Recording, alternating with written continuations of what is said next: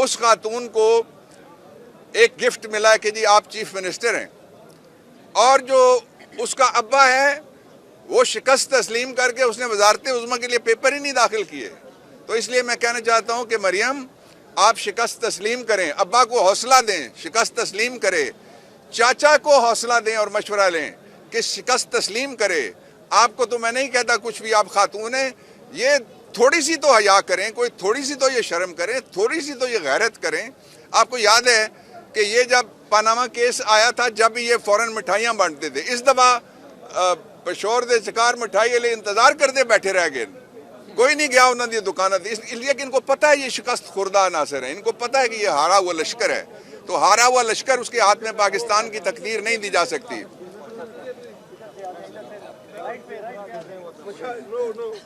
काजी साहब,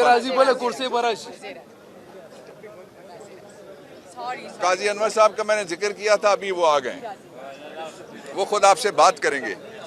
दो चीज़ें और मैं आपके सामने रखना चाहता हूं कि जो इस वक्त पाकिस्तान की जो मुआशी सूरत हाल है और जो अमन व अमान की भी सूरत हाल और मसाइल हैं, वो सारे आप जमा करके देखें तो आपको दो उसके पहलू नज़र आएंगे। एक पहलू ये है कि जिन लोगों ने 1984 में नवाज शरीफ पहली दफ़ा पंजाब का वज़ीर ख़जाना बना था, 1988 में पहली दफ़ा वज़ीर आला बना था, ये जो इस सदी के ज़्यादातर बच्चे बच्चियाँ नज़र आ रहे हैं, जो जवान लोग और उनसे हमारे वाली जो स्टेज है उसमें नहीं है, ये तो उस वक्त पैदा ही नहीं हुए थे जब से ये हुक्मरान बनते चले आ रहे हैं।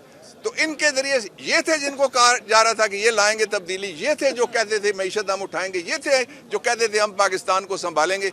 ये था रजीम चेंज का असल मकसद कि इन चोरों को पहले इनके केसेस ख़त्म करवाओ, फिर इन चोरों को डकैती के ज़रिए से ओहदों पर बिठाओ, और फिर इन चोरों को पाकिस्तान की तकदीर के साथ वही खिलवाड़ जारी रखने की इजाज़त दो जो मार्शल लॉ के दौर में 1984 में जनरल जिलानी के ज़रिए जिसका आगाज़ हुआ था और जनरल ज़िया का उस वक्त दौर था। आखिरी बात जो मैं कहना चाहता हूँ वो ये है कि पाकिस्तान में सूरत हाल सिर्फ उसके दो रास्ते हैं। पहला रास्ता ये है कि फौरी तौर पे जो इमरान खान के ख़िलाफ़ जितने झूठे मुकदमात और फर्जी FIR हैं वो ख़त्म की जाएँ, और दूसरा रास्ता ये है कि इमरान खान को पूरे पाकिस्तान ने मैंडेट दिया है। इमरान खान का मैंडेट चोरी डकैती, चोरी चकारी और चोरी किसी और तरह से भी करें, आप उसके ज़रिए से आप छीन नहीं सकते। इमरान खान आएगा, वो संभाला दे सकता है। सारी दुनिया में किसी ने आपको लिफ्ट ही नहीं कराई, दुनिया के इदारों ने कहा कि इसका फोरेंसिक ऑडिट होना चाहिए, जो फॉर्म 45 है और जो फॉर्म 47 का जो किस्सा है, इसका फोरेंसिक ऑडिट होना चाहिए।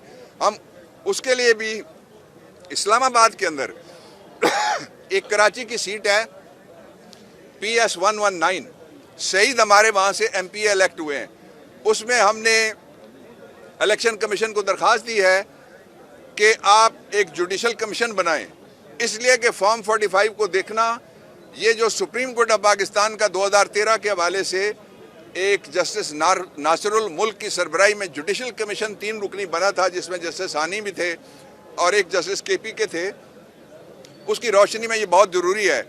और अगर वो इलेक्शन कमीशन ऐसा नहीं करता, अपने फ़राइज़ पूरा नहीं करता, तो फिर पाकिस्तान तहरीक इंसाफ का ये मुतालबा दुरुस्त है कि उनको स्टेप डाउन करना चाहिए, उनको मुस्ताफ़ी हो जाना चाहिए। अच्छा, दोनों सवाल मैं समझ गया हूँ। ये आपके सवालों का एसेंस ये है कि PTI ने ये ज़्यादती की और PTI ने वो ज़्यादती की। ये जो इलेक्शन हुआ है, इसमें ज़्यादती का आगाज़ का एक पैटर्न है पूरा। जिस दिन इलेक्शन होना था उस दिन जो ही मैं आ गया हूँ, when constituencies called upon two elect, कहते हैं वो आइन में और कानून में उसको कहते हैं। जब ये कहा गया कि लोग आएँ और उम्मीदवार बने और अब इलेक्शन होगा, किसने हमारे पेपर छीने, किसने हमारे उम्मीदवार उठाए, किसने हमारे साथ ज़्यादतियाँ की, किसने हमारे नाजायज़ बातों के ऊपर पेपर्स रिजेक्ट किए। उसके बाद दूसरा सवाल आ गया, इस ऑनरेबल हाई कोर्ट ने हमें बल्ला वापस किया था, और बल्ला जो था फिर वो इलेक्शन कमीशन उसमें पार्टी बन गया, इलेक्शन कमीशन रेफरी था। वो किसने इलेक्शन कमीशन को भेजा कि जाके आप PTI के खिलाफ पार्टी बने? रेफरी कभी आपने मैच खेलते हुए देखा है सिवाय उन क्रिकेट मैचेस के जिनमें नवाज शरीफ जिमखाना लाहौर में खेला करता था, उनके अलावा कहीं नहीं। दूसरा जो आपके सवाल का पोर्शन है वो ये है कि हम क्या ऑप्शन था हमारे पास, हम क्या क्या ऑप्शन इस्तेमाल कर सकते हैं।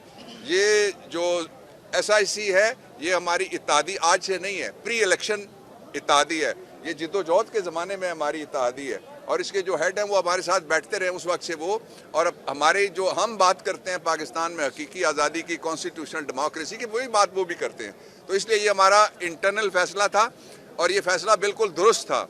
ये कोई जवाज़ नहीं हो सकता इस बात का कि सुन्नी इत्तेहाद काउंसिल के साथ हमने चूँकि इत्तेहाद किया इसलिए इमरान खान के साथ जो भी खड़ा होगा उसको हम सीटें नहीं देंगे। जो पाकिस्तान का कॉन्स्टिट्यूशन है वो सिर्फ इतना प्रोवाइड करता है कि किसी असेंबली के अंदर जिसकी पार्लियामेंट्री ताकत होगी उस पार्लियामेंट्री ताकत के फार्मूले के मुताबिक सीटें दी जाएंगी। और ये जो बाबा जी बांट रहे थे अभी हलवाई की दुकान पे दादाजी की खैरात, ये किस तरह से, यानी फार्मूला बताए ना, कौन सा फार्मूला है जो इस्तेमाल किया गया? कोई फार्मूला नहीं है। इसलिए ये जो फैसला किया गया इलेक्शन कमीशन की तरफ से, ये मावराए आइन फैसला, ये कायम नहीं रहेगा। आप कुछ कहना चाह रहे थे? हो गया। Thank you.